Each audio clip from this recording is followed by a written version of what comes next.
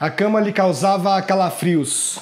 Era a cama em um quarto insalubre que às madrugadas recebia um visitante. Ele ajoelhava sobre a cama, a olhava fixamente e começava a tortura. Deslizava as mãos pelas suas pernas, a passava pelos seus carocinhos doloridos, sentia seu coração saltitante e o cujo sarcasticamente sorria.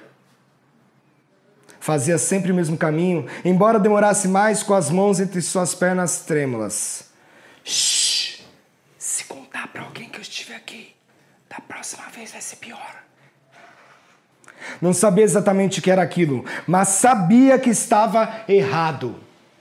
O que mais poderia ser pior do que ter medo de dormir, de descansar depois da escola, das brincadeiras? O que mais de ruim poderia acontecer? Ela tinha 9 anos, depois 11, depois 12, o tempo passava, só não levava com ele as noites em que o visitante aparecia. Tentou falar com a irmã o que acontecia à noite, mas não foi satisfatório. Defendeu o marido com unhas, dentes, olhos e bocas maldizentes. Foi então que começou a bolar seu plano. A porta abriu, ele veio, se ajoelhou, começou pelos seios já formados, manteve por um bom tempo as mãos em suas coxas. Ela percebeu que estava diferente aquele dia. Não conteve o choro e as mãos tentando adentrar sua calcinha e gritou.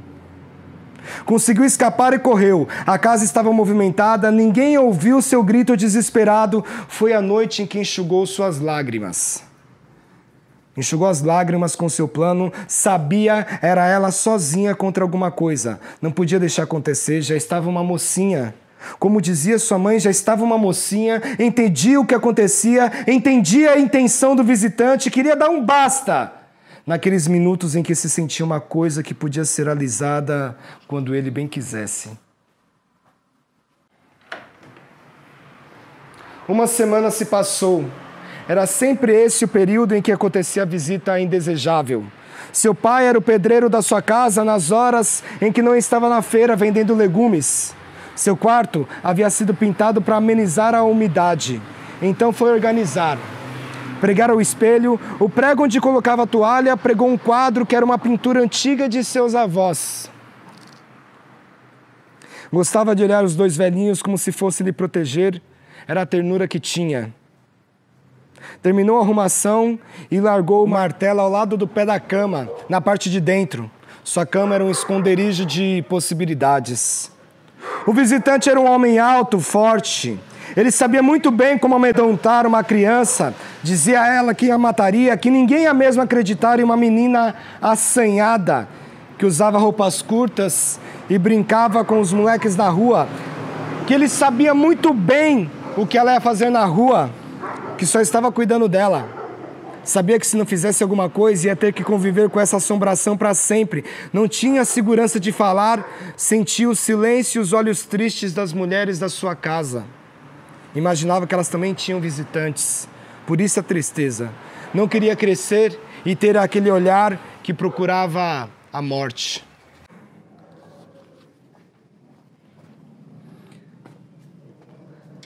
Aquela noite o viu entrar.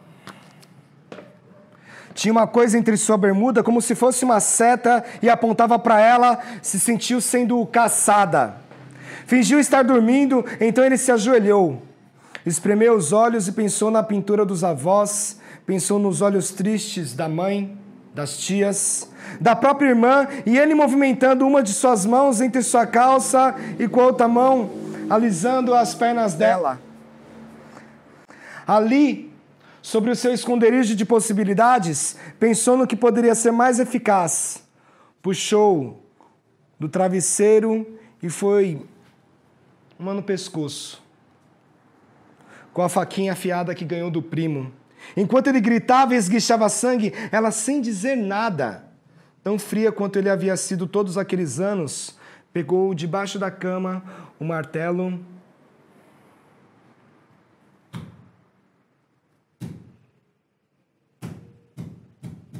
e foram 33 marteladas na cara da visita indesejada. No chão, uma poça de sangue. Ao lado, A mãe e a irmã em desespero, sem saber o que fazer, em suas mãos o sangue, o martelo e seu passaporte para a liberdade.